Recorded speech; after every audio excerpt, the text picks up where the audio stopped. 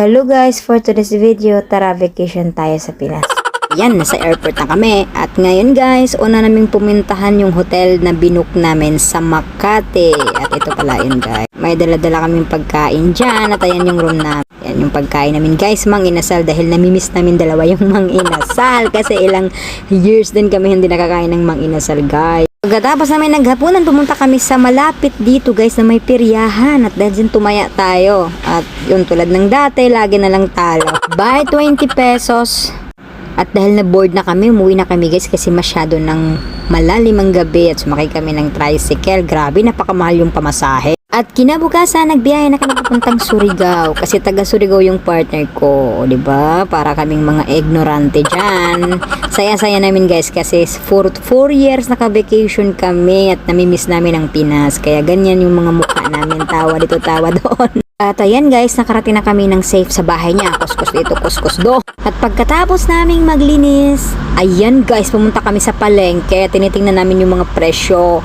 Grabe ang mamahal guys. Parang ayaw ko nang kumain. Pero kailangan mo talaga guys bumili. Dahil kung hindi ka bumili, nako, yari tayo. Grabe ang mamahal guys. Parang ayaw ko na talagang bumili. Parang gusto ko nang bumalik ng Dubai yung mga time na yan. Kasi parang hindi ko kayang mabuhay na sa Pinas guys. Grabe yung mga presyo. At bumili pala kami ng sasakyan ng motor guys. Sikanhan lang yan kasi wala kaming service. At binintahan din kami ng isang motor guys. Sikanhan lang yan sa kuya niya kasi wala kaming service dun sa Surigao. At ayan, nag-drive siya kasi na-miss daw niya.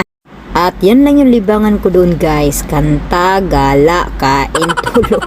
Dahil bakasyonista tayo, ayan, inimbitahan tayo sa relatives ng partner ko. Ayan, kasama nanay niya guys at pamangkin. At parang natamaan na tayo dyan kahit hindi tayo umiinom. Ang puti pa pala namin dito guys kasi kararating lang. At kinabukasan, maaga tayong pumunta sa isang sikat dito sa Surigao na view deck ang tawag dito guys. Ang ganda ng view, para siyang tuktok na makikita mo lahat ng view. Ganun. At parang hindi na sana yung tuhod natin dito guys kasi masyado siyang pataas. At buti yung partner ko guys, ang bilis-bilis lumakad. At pinasyalan din namin yung isa sa pinakasikat dito na resort guys na pagmamay-ari ng kanyang tita. Ayan.